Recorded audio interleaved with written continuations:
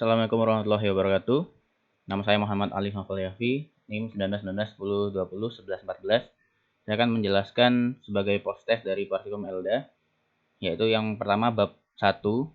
Di bab 1 ini menjelaskan tentang pemicuan dari SCR. Terdapat dua pemicuan. Yang pertama ada pemicuan DC, yang kedua adalah pemicuan penggeser fasa AC. Jadi ini pertama rangkaian di pemicuan DC menggunakan tegangan DC 12 volt dengan pembagi tegangan. Di pembagi tegangan ini berfungsi untuk mengalirkan arus kepada gate untuk menyalakan SCR dengan bantuan dari potensio atau VR. Nah, yang pertama, keadaan awal ini adalah saat potensionya masih 0% atau 0 ohm. Di sini arus yang mengalir ke gate masih dalam nilai pico ampere sehingga SCR belum terpicu.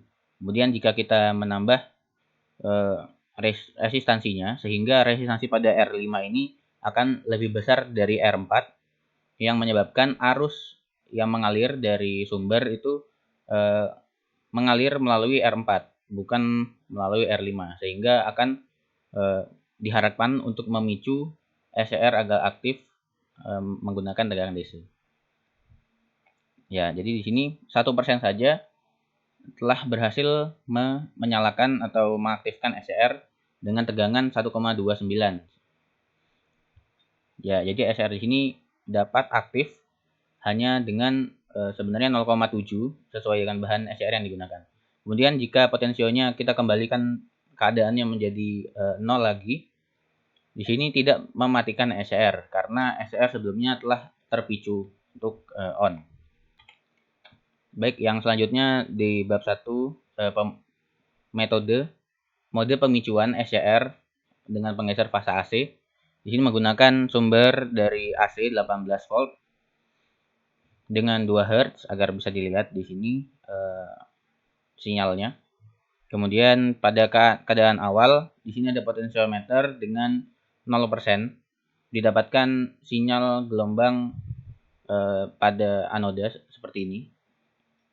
Yang ini menandakan bahwa sudut konduksi dari SCR adalah sudut konduksi maksimum, yaitu 180 derajat dari 0 hingga sini. Ini 180 derajat. Kemudian kita ingin mengetahui pengaruh dari potensiometer jika ditambah secara perlahan, maka akan menaikkan tegangan atau firing angle dari SCR tersebut.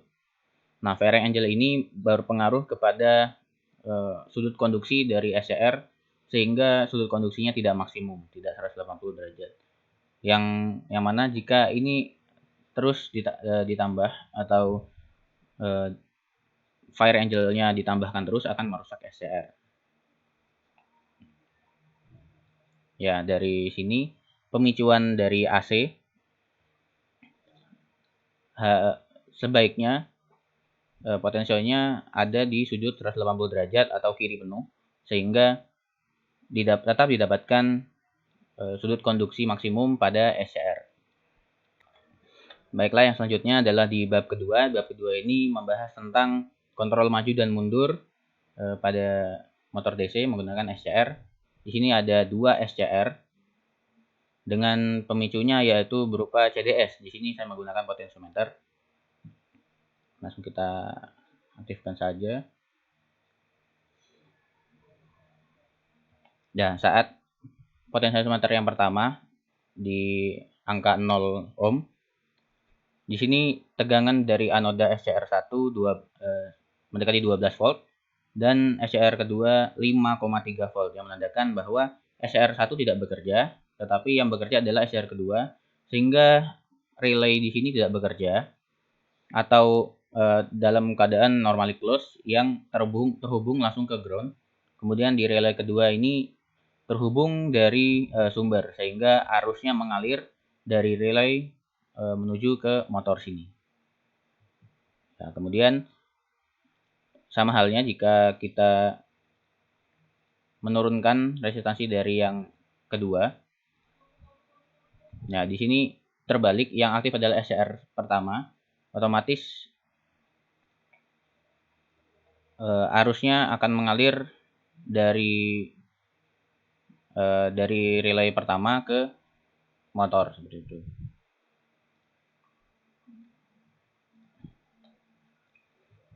Nah, adanya potensio di sini adalah berfungsi untuk mengalirkan jika belum dikasih cahaya atau masih 100% seperti ini, maka arusnya akan mengaktifkan SCR melalui gate atau R2. Sama halnya juga yang di sini, yang kedua melalui R4. Nah, ketika diberi cahaya pada potensio atau CDS ini, keduanya akan menurunkan resistansi sehingga lebih rendah daripada R4, dan arus dari sumber akan langsung ke ground sehingga SCR ini tidak bekerja, sehingga yang bekerja adalah yang lainnya seperti itu. Karena SCR tidak bekerja, otomatis relaynya juga tidak akan bekerja.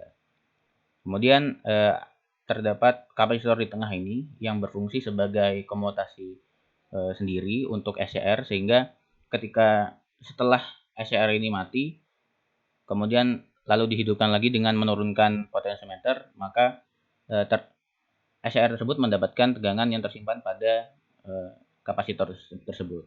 Gitu. Baik, ditinjau lagi. Ini ketika potensiometer yang kedua 0%, maka arusnya akan mengalir dari relay 1 dengan ditandai dengan LED. Ya, kemudian kita tinjau lagi untuk yang potensio pertama.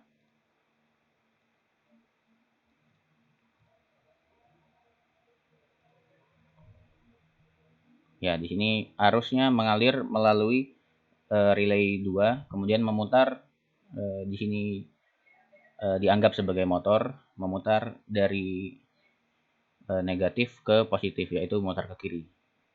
Jadi seperti itu.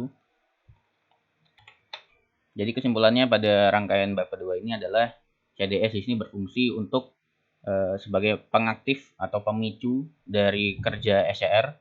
Kemudian kapasitor di sini berfungsi sebagai pembantu untuk aktifnya SCR yang kedua kalinya dari keadaan mati kedua dari SCR. Dan motor berfungsi sebagai untuk mengetahui arah dari datangnya arus. Mungkin demikian dari saya. Kurang lebihnya mohon maaf. Assalamualaikum warahmatullahi wabarakatuh.